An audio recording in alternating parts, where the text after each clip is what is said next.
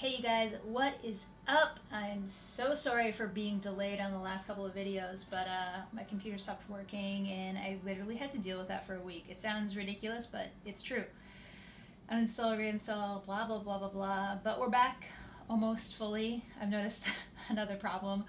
I have to take it back to the store again, but in any case, I can get these done with just some modifications. So, as I said before, maybe I'll make a video with the rice paper bacon that I used for the ballpark chili cheese, and I'm going to make that today. It's so simple, and if you've been following any of my recipes, and you probably have some of the ingredients already. So we need like 2 bowls, a knife, cutting board, bunch of spices I'm going to list off as I go, and yes, a clean piece of parchment paper or reusable thing for your cookie sheet. My reusable one, it looks a bit manky now, so I think I have to get a new one, so we're just using parchment paper today. So I've preheated up some water. You don't want it to be boiling hot because you're going to need to touch it with your hands, so I let it boil and then turned it off like about 5 minutes ago, and then I'll just mix these together and then we'll use it. Okay, so that's a mouthful. So we're going to start with nutritional yeast. I think we need about 4 tablespoons. Yeah, 4 tablespoons. And by magical miracle, I have one of these now. I don't know if I've used it yet in a video.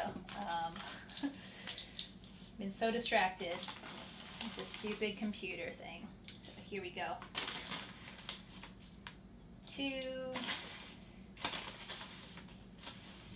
3, 4. So 4 tablespoons. Then we need some garlic powder, about a tablespoon of that. Oh no, that's like half, that's fine. I have some more, just...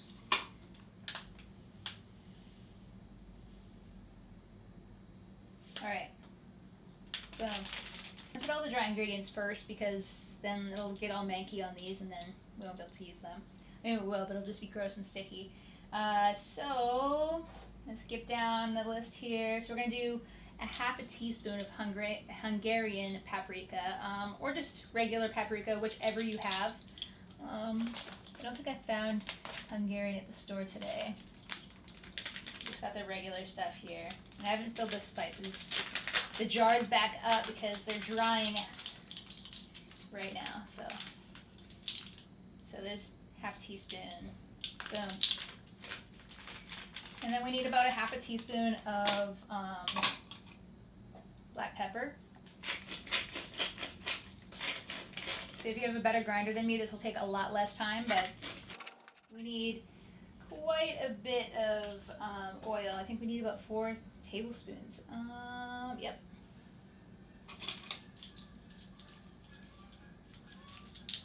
If you're hearing that, that's the Canada geese outside the window. They're loud as all heck.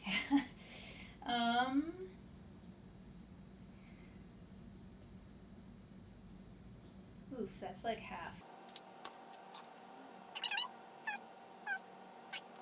And even though that's like a ton of oil, that's like not even nearly as much fat that you would have with regular bacon, and it's cruelty free. Which in my books is, I mean, gets like 10 more stars, even if it was the same amount, but it's not, of fat. So we need some maple syrup. As usual, I just have this stuff. Honestly, it's just because it's inexpensive, and I don't use it enough to worry about if it's more sugary or what have you, and I don't really personally consume that much sugar. If you're worried about it, definitely get the maple syrup, the pure stuff. That's definitely a lot more money. I think we only need 1 of those. Yep, 1 tablespoon. And I think our last ingredient, is going to be tamari or soy sauce. I noticed that I had a little bit of soy sauce left, so I'm going to use some of that until maybe like 1, and then I'm going to use the rest in this Bragg's seasoning.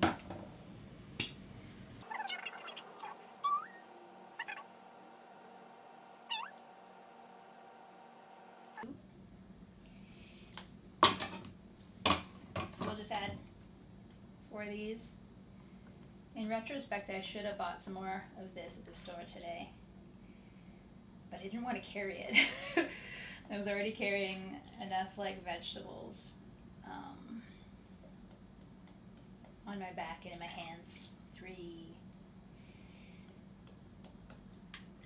4.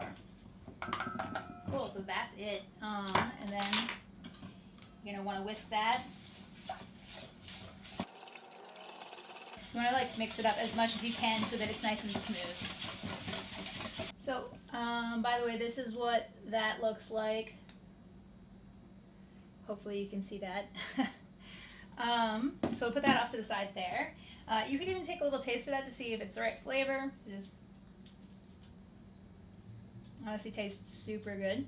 And it's going to be like really salty, but bacon is really salty, right? So next thing you need is kind of like a wider, shallower bowl. You're going to put your hot water in there. And again, I said like make sure it's not so hot that you can't touch it. You're basically just going to want to saturate your piece of rice paper with that. And you don't need to soak it in there until it gets completely soft. You just can like get it mostly soft because it's going to keep getting soft as it sits there. And then I would recommend taking like a big knife like this and cutting it into strips.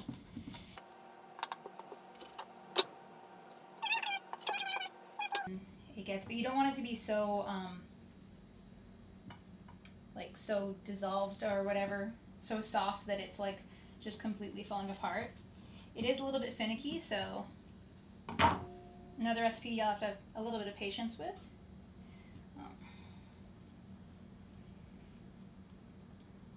But this is like 1,000% worth it.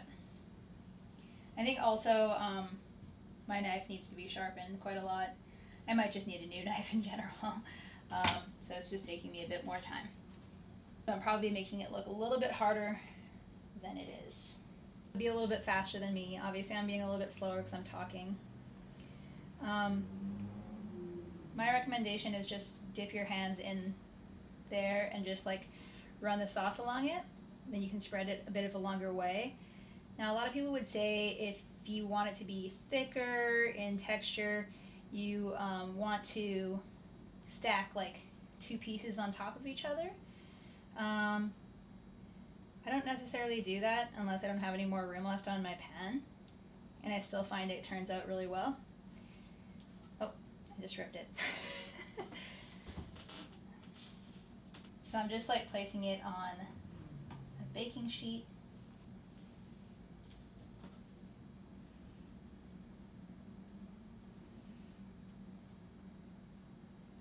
Yeah, if you like, try it this way, like try maybe half your pan this way and half the other way, just to see what your prep. You might be wondering like, what kind of recipe am I going to use this for that's going to make something this like tedious and ridiculous worth it? There's tons of things you can do. You can put these on a sandwich. You can put them in a chili cheese dog like I did. Honestly, you can put it on tons of things. I'm mostly making them to put on top of my Caesar salad this week. I'm just going to make a Caesar dressing at some point. So I'm not sure if I've done a Caesar dressing. If I haven't, I will do it on film. So yeah, this one's kind of a better look at what that looks like.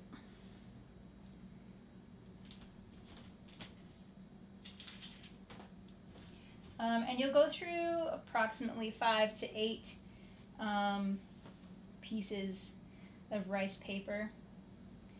And don't worry, I don't think rice paper goes bad, so if you buy some just for this recipe and you only end up doing it once because it's very tedious, you can use it for spring rolls or salad wraps, whatever you call them. Unfortunately, in between, you do have to clean off your hands and then get to the next part, but honestly, it's not that big of a deal. So I'm going to shut up now and just get through all these, and then, yeah.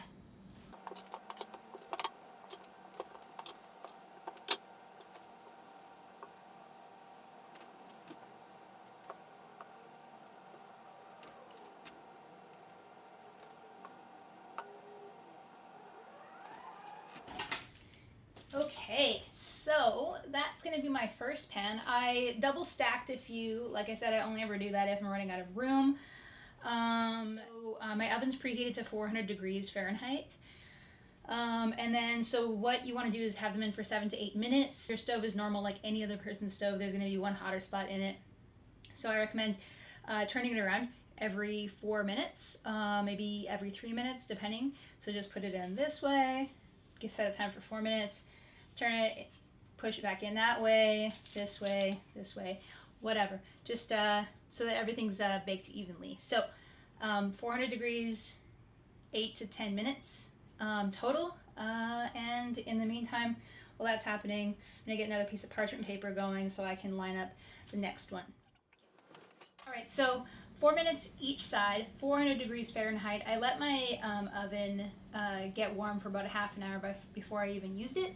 So that probably has a lot to do with it. Sometimes it takes a little bit longer if you just turn the oven on, for instance. But yeah, so this is completely cool, obviously, otherwise I wouldn't be touching it, but who knows with me. Anyways, so like I said, I was going to show you the difference between a single stacked one, so crispier and thicker, or not thicker, but just way crispier even both sides. This is a double stacked one, more of your maybe like soft bacon, still delicious, edible. So that's the difference. And yeah, I don't think I put the liquid smoke. For some reason, I don't remember putting that. If I didn't, either way, it still tasted good to me, like just the marinade. But you can add liquid smoke, about a half a teaspoon. If you don't have liquid smoke, you can just take some barbecue sauce and add about a tablespoon of that, and that should do it. Anyways, it looked really good. Honestly, I can't remember adding liquid smoke, but even if I didn't, this tastes perfect. But yeah, give this a try. I still have one more whole sheet to put into the oven. And you can store these in like an airtight container for up to a week or so. So anyways, give this a try. Thank you so much for watching, and thanks for your patience. I'm gonna try and make my videos a little bit more regular now, seeing as my computer is mostly fixed. Don't forget to like, subscribe, leave me a comment, let me know what you did with this, if you tried it, if you have any other suggestions on videos that you'd like me to make. I don't know, you can comment on the hole in my shirt. Well, I'm still wearing a shirt with a hole in it, whatever you like. And I'll see you next Thursday. Peace.